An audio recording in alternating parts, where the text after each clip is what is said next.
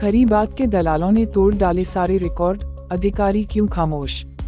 मऊरानीपुर में चुनाव से पहले शुरू हुआ फेसबुक या चैनल खरी बात नीचता की सारी हदों को पार कर चुका है। यहाँ तक कि झांसी जिले के अधिकारी भी शायद इन दलालों से डरते होंगे, तभी शायद नियमों को ताक पर रखकर किसी एक प्रत्याशी के लिए पेड खबरों की झड़ी लगा दी।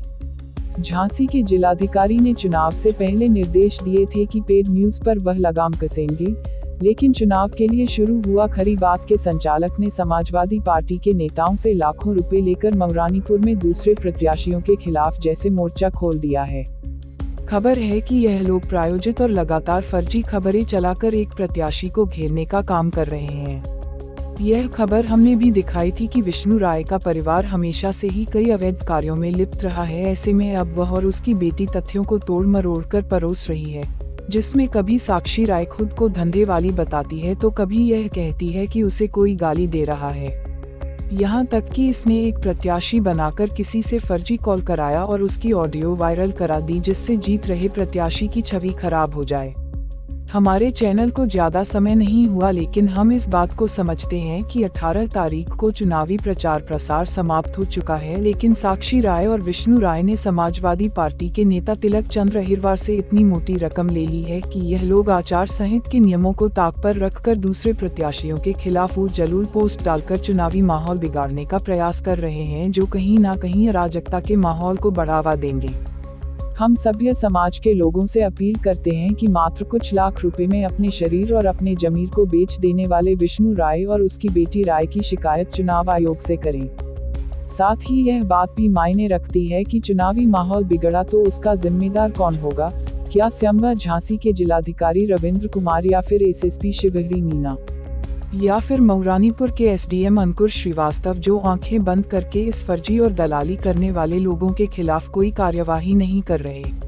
आपको बता दें कि इस तरह की पेड खबरों को प्ररासित करने के लिए सजा का भी प्रावधान है, मगर इन पर कार्यवाही नहीं होने से ऐसे लोगों के हौसले बुलंद हैं जो नियमों को ताक पर रखकर लगातार कानून का माखौल उड़ा रहे हैं।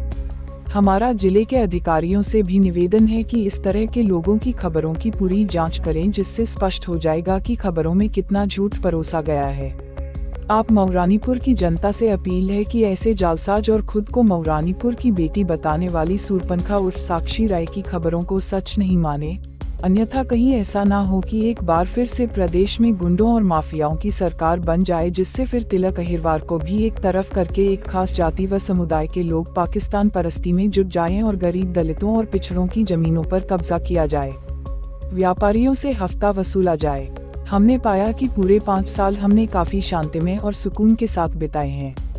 और हर किसी की मूलभूत जरूरतों को सरकार ने दूर किया है। अब क्षेत्र के माफियाओं के हाथ खुद को गिरवी रख दिया है और सामाजिक लोगों को बदनाम करने में जुटे हैं। फिलहाल यह तो तय है कि इस खरी चैनल के पास कोई विकल्प नहीं बचा है जिससे वह अपने चैनल की ग्रोथ को बढ़ा सके, इसीलिए अब वह इतनी नीचता पर उतर आए हैं। सभी मतदाताओं से हमारी अपील है कि आप हमें सब्सक्राइब करें या ना करें, लेकिन समाजवादी पार्टी के माफियाओं के हाथ बिक चुके चैनल खरी बात को अनसब्सक्राइब जरूर कर दे, क्योंकि अगर मऊरानीपुर में कोई अराजकता फैली या फिर दंगा हुआ तो इसके जिम्मेदार गाय कटवाने वाले, दूसरों की जमीन हथियाने वाले और खुद की भतीजी के साथ अवैध संबंध रखने वाले विष्णु राय और कम उम्र में जिंदगी के सारे अनुभव ले चुकी बेटी साक्षी राय होंगे, जिन्होंने स्वयं स्वीकार किया है कि वह धंधा करने वाली है।